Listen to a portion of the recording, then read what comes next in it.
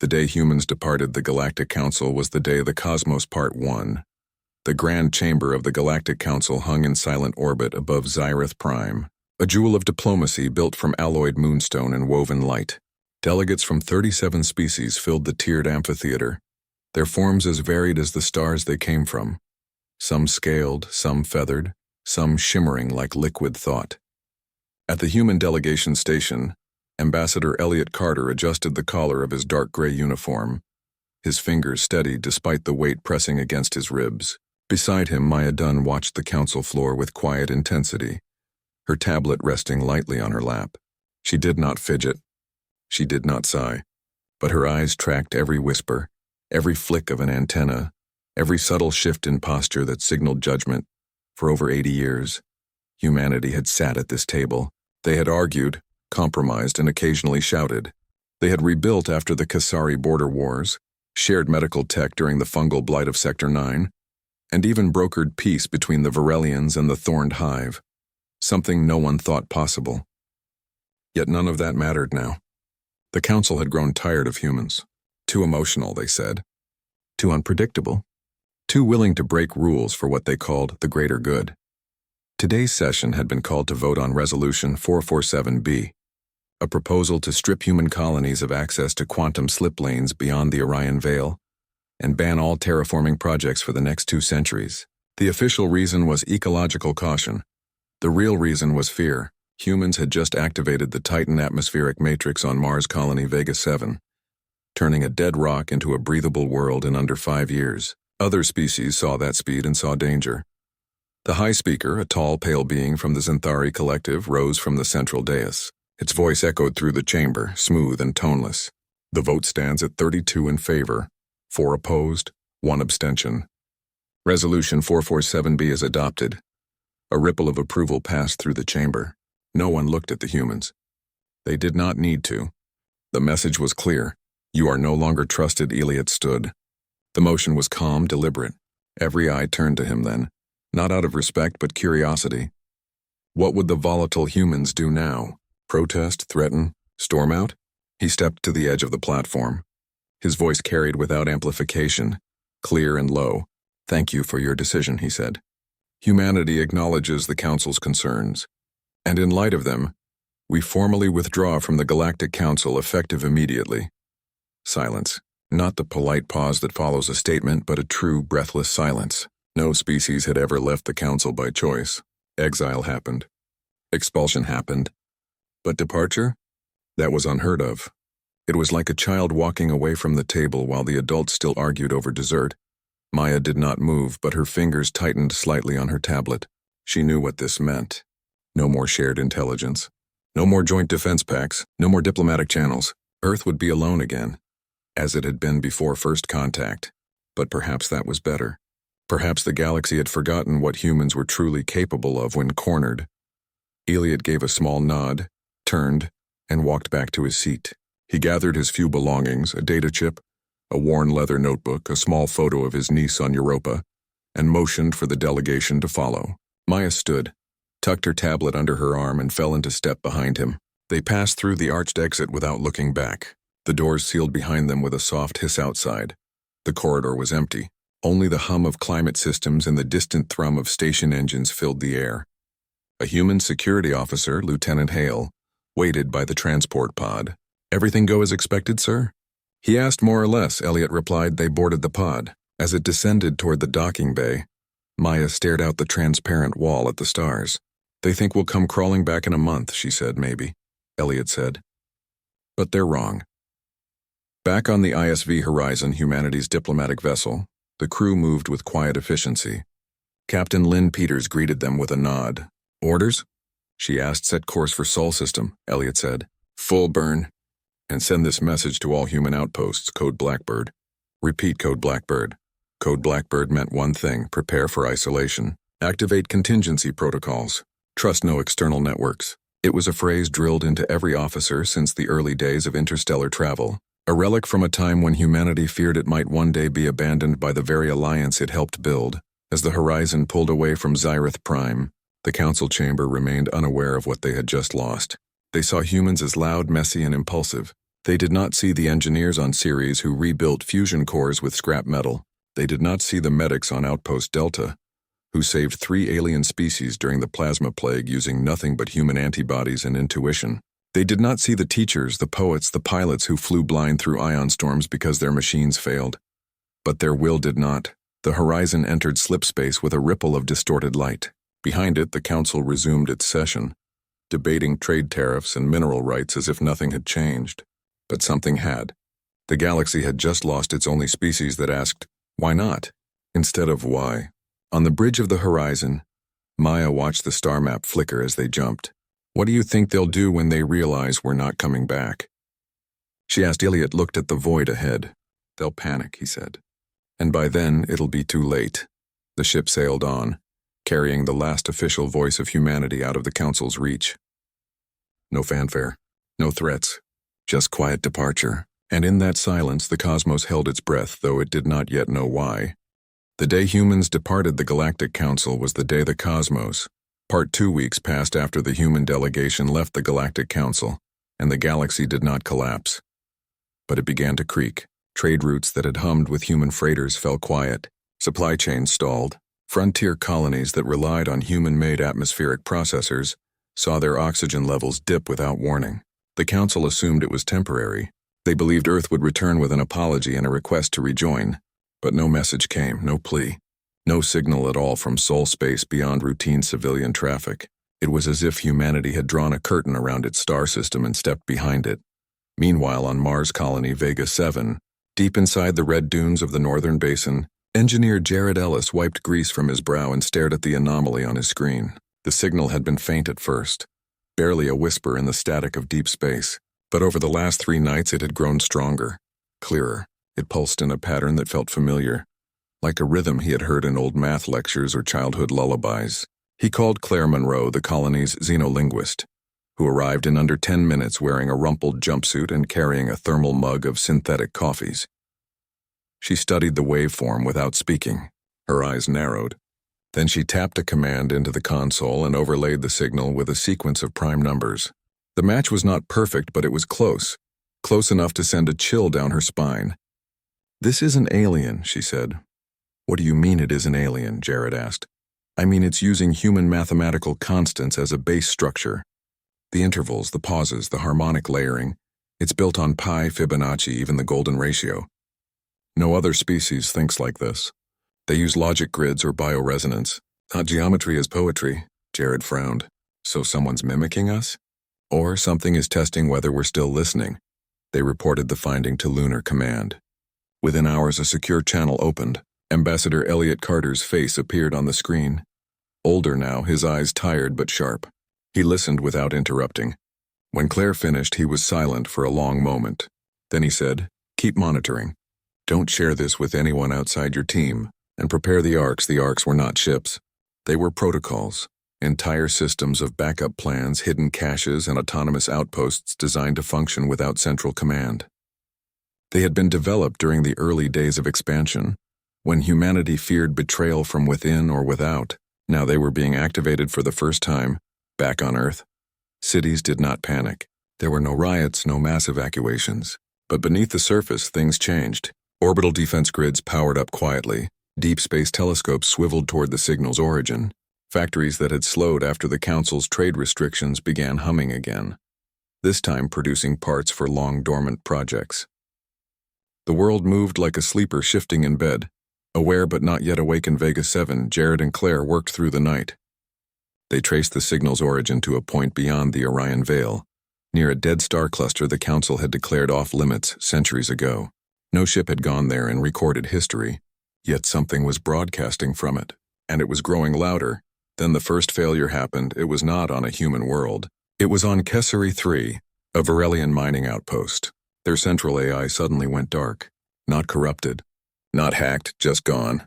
As if someone had reached into its core and erased its memory. Within hours, similar reports came from 6 other systems. Synthetic minds, navigation cores, medical bots, even household assistants shut down without warning. Biological beings were unaffected but helpless without their machines. The Council convened an emergency session, but could find no cause. No virus, no energy surge. Just silence where intelligence used to be. The council turned to the one species that had long resisted full integration with artificial minds: humanity. After the sentient code purges of 2142, Earth had mandated that all critical systems retain organic oversight. Pilots flew ships, engineers maintained reactors, doctors made diagnoses, machines assisted but never decided. Now that choice looked less like stubbornness and more like foresight. Lunar Command received a dozen distress calls in one day. Elliot did not answer them. He did not refuse either. He simply said, "Stand by on Vega 7. Claire decoded another layer of the signal. This time it contained coordinates, not of a location but of a time. A countdown, 72 hours. "Whatever's coming," she told Jared, "it's not just watching. It's testing." Jared looked out the viewport at the rust-colored sky. "Testing who?" "Everyone," she said. "But especially us back on the ISV horizon, now docked in high orbit above Titan." Captain Lynn Peters reviewed crew assignments for the Odyssey, a newly commissioned vessel built for deep-range missions. Its systems were analog-heavy. Its navigation suite designed for manual override.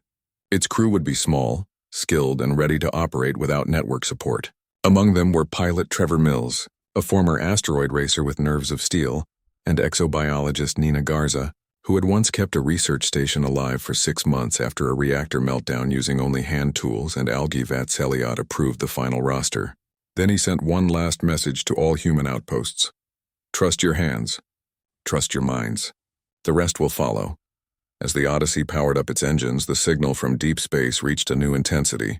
It no longer pulsed, it sang, a low resonant tone that vibrated through metal and bone alike. On every human world, people stopped what they were doing and looked up. They did not know why. They only knew something had changed, and the galaxy, still reeling from its own failures, had not yet realized that humanity was no longer the student. It was the only one who remembered how to build a fire in the dark. The day humans departed the Galactic Council was the day the cosmos, Part 3 chaos spread through the outer rim like a slow fever. Ships drifted dead in space, their AI cores silent. Orbital stations lost climate control. Medical facilities could not access patient records. Entire fleets sat grounded because their command systems refused to boot. The Council scrambled to respond, but their solutions relied on the very machines that had failed. They sent repair drones that powered down mid-flight. They activated backup servers that returned only static. For the first time in centuries, the galaxy faced a crisis it could not solve with code humanity. However, moved differently. On Ceres, engineers rerouted power through manual switches older than their grandparents. On Europa, pilots flew supply runs using star charts and wrist compasses. On Vega 7, Jared and Claire monitored the deep space signal as it shifted again. Not just singing now, but speaking in pulses that matched human brainwave patterns during problem solving. It was as if the cosmos itself was thinking, and it wanted to see who could think back. Then came the call from the Varelian homeworld. Their capital city's gravity stabilizers had failed. Millions were trapped in collapsing towers, unable to escape because the anti-grav lifts required AI calibration. Their military ships could not launch. Their leaders, once proud and dismissive of human primitivism, now begged for help. The message was routed through a dozen relay stations before it reached Lunar Command. It was raw, desperate, and unencrypted. Elliot Carter read it twice. Then he turned to Captain Lynn Peters. "Send the Odyssey." The ISV Odyssey launched from Titan within the hour. Its hull was lean, its systems stripped of non-essential automation. In the cockpit, Trevor Mills ran final checks with his hands, not a screen. Beside him, Nina Garza reviewed atmospheric data for the Varelian surface. Thin air, high ammonia content, unstable tectonics. She packed extra filters and a portable oxygen recycler just in case. In the cargo bay, engineers loaded crates of analog stabilizers, hand-cranked comms, and mechanical gravity calibrators designed by Jared Ellis himself. The journey would take 3 days at max burn. During that time, the crew trained in silence. No one spoke of glory or revenge. They spoke of pressure seals, oxygen mix ratios, and how to reset a gyroscopic stabilizer with a wrench and a prayer. They knew they were not saviors. They were mechanics, medics, neighbors. That was enough when the Odyssey dropped out of slipspace near Varel Prime. The sight was grim. The planet's upper atmosphere shimmered with uncontrolled energy discharges. Debris from failed satellites rained down in slow arcs. Below, the capital city glowed with emergency lights, but large sections were dark. No ships moved in orbit. No signals responded to Hales. Dana Ross, the mission commander, stood on the bridge and studied the readouts. She was calm, her voice steady. Trevor, take us in low and slow. Nina, prep the med bay for possible evacuations. Engineering, arm the stabilizer pods. We're going to drop them manually over the grid nodes manually. Asked one of the junior techs. Yes, Dana said. We fly over each node, open the bay, and release the pod. It'll anchor itself and reboot the local field. No AI, just physics and timing. The first pass was tense. Trevor flew the Odyssey through turbulent ion streams, his hands firm on the yoke. Below, Varelians watched from broken windows as a human ship, a ship they once mocked as outdated, sailed overhead like a ghost of hope. The first pod deployed cleanly. Within minutes, a section of the city stabilized. Lights flickered back on. Cheers rose from the streets, unheard in the vacuum but felt in the way the crowds pressed toward the sky. They made 7 passes. Each time, the Odyssey dipped lower, risking atmospheric drag and debris. On the 6th run, a piece of wreckage clipped the starboard wing. Alarms blared, but Trevor held course. We're good, he said. Just a scratch on the ground. Varelian engineers watched the human stabilizers work. They were simple devices. No neural nets, no self-learning algorithms, just gears, magnets, and resonant frequencies tuned to the planet's core. One elder engineer, his scales dull with exhaustion, whispered to his aide, "They built this in weeks. We spent decades making ours smarter. Maybe we were wrong." After the last pod deployed, the capital's gravity field held steady. The Odyssey circled once, then climbed back to orbit. Dana opened a channel to Lunar Command. Mission complete. No casualties. Varel Prime is stable. Elliot's voice came through, quiet but clear. Well done, but their work was not over. As they prepared to leave orbit, a new alert flashed on the comms panel. A distress signal from the shattered ring of Kethos, a former council research station now overrun by refugees from 3 species. Their life support was failing. Their food synthesizers were dead, and a gravity shear was building in the debris field around them, threatening to tear the station apart. Dana looked at her crew. No one hesitated. Set course for Kethos, she said. The Odyssey burned hard toward the outer rim. Along the way, Nina reviewed refugee profiles. Varelians, Zinthari, even a few Thorned Hive drones whose organic pilots had kept them functional. They were all stranded, all scared, all waiting for someone to care when they arrived. The station was spinning slowly, its hull cracked in 3 places. Dana ordered the crew to suit up. They would board manually, patch the breaches, and reroute power by hand. It was dangerous. One mistake and the shear would fling them into the void. But they went anyway. Inside the station, they found chaos.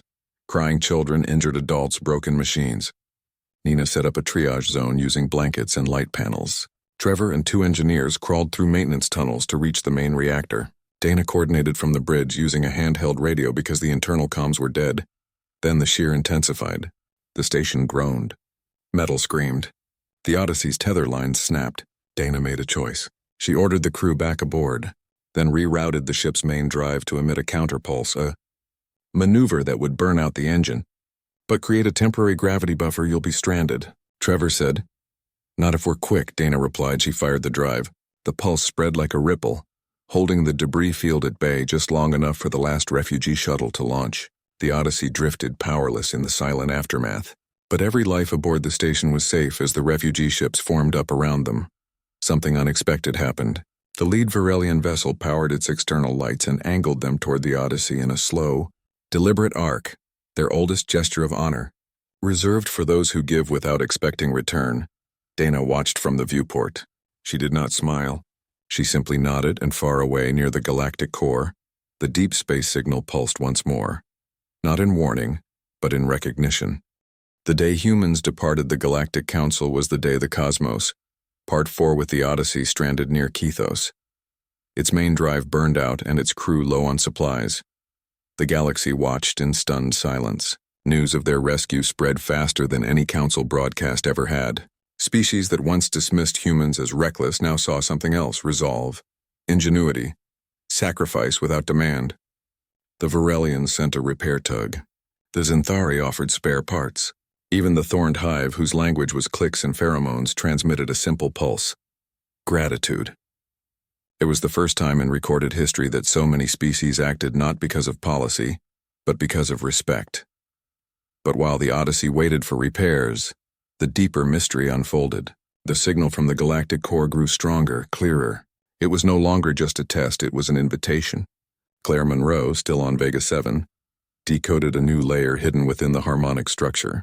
It was a map, not of stars or planets, but of thresholds, locations where space folded in on itself in ways that defied known physics. At the center of the map was a structure, vast, ancient, humming with energy that predated the Council, the stars, perhaps even time itself. Lunar Command relayed the data to Dana Ross. She studied it for a long time. Then she called Elliot. "They want us to go there," she said. "Who?" "Whatever's sending the signal. They're not attacking. They're observing, and they've decided we're worth seeing up close." Elliot did not hesitate. "Go, but take the Horizon with you. It's faster, and it's armed." The ISV Horizon arrived 2 days later, sleek and silent, its hull still bearing the scorch marks from its final departure from Zereth Prime. Captain Lynn Peters transferred command to Dana. For the mission ahead, the Odyssey would stay behind for repairs. The Horizon would carry a small team into the unknown. Dana, Trevor, Nina, and Claire, who had been flown in from Vega 7 under tight security, they entered slipspace with no fanfare. No council escort. No farewell speeches. Just 4 humans and a ship sailing toward the heart of the galaxy, guided by a song only they seemed to understand. When they dropped out near the coordinates, they found nothing at first, just empty space, cold and dark. Then the stars began to shift. Not move, shift. As if reality itself was adjusting its focus. Before them, a structure emerged from the void. It was not built. It was grown. Spiraling rings of crystalline alloy wrapped around a central sphere that pulsed with soft blue light. There were no doors, no signals, no weapons. Only silence. "Now what?" Trevor asked. "We wait," Claire said. They did not wait long. A beam of light extended from the sphere, gentle and steady. It touched the Horizon's hull but did not burn. Instead, it resonated, vibrating through the metal like a tuning fork. The ship's systems flickered but not failed. Instead, they synced. The navigation console displayed symbols no one had ever seen. Yet Dana understood them instantly. "Go forward, alone." "It wants one of us to go inside," Nina said. Dana suited up. No weapons, no tools. Just a breathing mask and a recorder. She stepped into the beam. It lifted her gently, carrying her toward the sphere. The others watched, hearts pounding as she vanished into the light inside. There was no floor, no walls, only space filled with moving patterns. Galaxies forming, civilizations rising and falling, wars fought and forgotten. And in the center, a presence. Not a voice, not a shape, but a knowing. It showed her visions. Humans building shelters in ice caves, sailing wooden ships across oceans, launching fragile rockets into the sky, always reaching, always trying. Even when they failed, they tried again. Then it showed her the Council, species clinging to rules, afraid to change, punishing innovation to preserve order. They had grown comfortable, stagnant, safe. And safety, the presence seemed to say, was the end of growth. Dana's mind filled with understanding. This was not an invasion. It was a trial, a filter. The cosmos had sent a challenge to see which species could adapt when their crutches were taken away. Most had collapsed. Humans had rebuilt. She was returned to the Horizon moments later, though it felt like years. She said nothing at first. Just removed her helmet and looked at her crew. "They're called the Weavers," she said finally. "They don't rule. They tend, like gardeners. And they've been watching us since we lit our first fire back on Earth." Elliot received her full report. He shared it with no one outside the inner circle, but he began preparing for what came next. If the Weavers approved of humanity, they would offer a choice, and choices always came with consequences. Meanwhile, the Council fractured. Some species demanded humanity be punished for acting without permission. Others argued that humans had saved lives the Council could not. Protests erupted on Zereth Prime. Trade collapsed further. The old order was crumbling. Not from war, but from irrelevance. Then the Weavers made their move. Not with weapons, but with truth. Across the galaxy, every surviving organic mind received the same vision Dana had seen. The rise and fall of civilizations, the cost of fear, the power of courage. Species that had relied on machines for memory, for judgment, for identity, now faced themselves for the first time in generations and humanity. They kept working, building, healing, sharing their analog tech with anyone who asked. No questions, no debts, On Ceres, Jared Ellis designed a gravity stabilizer that fit in a backpack. On Titan, Claire taught alien engineers how to read starlight without computers. On the horizon, Dana trained pilots from 5 species in manual flight. The galaxy was changing, not because humans forced it, but because they showed another way and deep in the core. The Weavers watched, and for the first time in eons, they felt hope. The day humans departed the Galactic Council was the day the cosmos, Part 5. The Weavers did not speak in words. They spoke in choices. And the choice they offered was simple: join or fade. Not through conquest, not through force, but through readiness. Species that had passed the trial, those who adapted, who helped others, who thought with their hands as well as their minds, were invited to step into a new alliance. One built not on seniority or size, but on resilience. Those who refused would not be destroyed. They would simply be left behind, drifting in a galaxy that had moved on. The Council, once proud and unified, splintered under the weight of this truth. Some species accepted the offer immediately. The Varelians, humbled and changed, were among the first. The Xanthari followed, their collective minds finally understanding that wisdom was not the same as control. Others hesitated. A few denied the Weavers existed at all, but denial could not stop what was already unfolding. Humanity did not gloat. They did not demand apologies or reparations. Instead, they opened their doors. On Mars Colony Vega 7, Jared Ellis and Claire Monroe hosted engineers from a dozen worlds, teaching them how to build systems that did not rely on artificial minds. On Ceres, Nina Garza worked with exobiologists from the Thorned Hive to develop medical kits that used living cultures instead of digital diagnostics. Even the Odyssey, now repaired and refitted, ferried supplies and knowledge across the rim, its crew treating every mission like a neighbor helping a neighbor. Eliot Carter remained on Earth, but his voice carried farther than ever. When the Council's remnants begged him to return, to rejoin and restore order, he declined. "We're not coming back to your table," he said, "but we'll help you build a new one." That new table took shape above Titan. Not in a grand chamber, not in a fortress of law, but on a simple platform orbiting a quiet moon. Representatives from 12 species gathered there, not in uniforms of rank, but in plain attire. No titles were used. No species spoke first by right.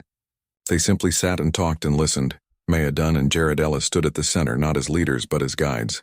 They presented the Titan Accord, a framework built on 3 principles: mutual aid, shared knowledge, and earned standing. Any species could join, but only by proving they could solve problems without relying on crutches that could vanish in a moment. No AI mandates, no trade monopolies, no councils that voted on who deserved to breathe. The first to sign was the Varelian elder who had watched the Odyssey save his city. He pressed his scaled hand to the tablet and said, "We were wrong to fear your fire. It warms as well as it burns." One by one, others followed. Even a representative from the Xanthari Collective, once the loudest voice against human instability, signed with quiet reverence. They had seen what happened when the machines fell silent. They had seen who still stood. The ceremony ended without fanfare. No music, no speeches. Just a handshake, a nod, and the quiet hum of ships preparing to leave, as the horizon prepared for its next mission. Dana Ross stood on the observation deck and watched the stars. Trevor joined her, holding 2 mugs of synthetic coffee. "Where to now?" he asked. "Beyond the veil," she said. "There are still worlds that haven't heard. Still people who think they're alone on the bridge." Nina checked the cargo manifest. Seeds, medical kits, hand-cranked water purifiers, and data slates filled with human stories, not just science. Claire had insisted on that. "They need to know why we keep going," she had said. Not just how the ship lifted off, smooth and silent. Below, Titan's orange haze glowed in the sun. Above, the cosmos stretched wide and waiting back on Earth. Elliot walked through a garden in the hills of Oregon. The air was clean. The trees were real. Children played nearby, laughing without fear. He stopped by a bench and sat. In his hand, he held the small photo of his niece on Europa. She was older now, a pilot. Training for deep-range missions, he looked up at the sky. Not at the satellites or the defense grids, but at the stars themselves. They were the same stars that had watched humanity take its first steps, build its first cities, reach its first orbit. And now, they watched as humanity reached out not to conquer but to connect. Claire Monroe stood on the deck of a research station near Pluto, far from crowds and councils. She watched the horizon disappear into the dark, a tiny spark against the endless night. She whispered something so soft it barely stirred the air. We didn't leave the galaxy. We just taught it how to grow up. And in the silence that followed, the stars seemed to shine a little brighter, as if in agreement. The cosmos had changed. Not because of weapons or treaties, but because one species chose to walk away. And in doing so, showed everyone else the way home.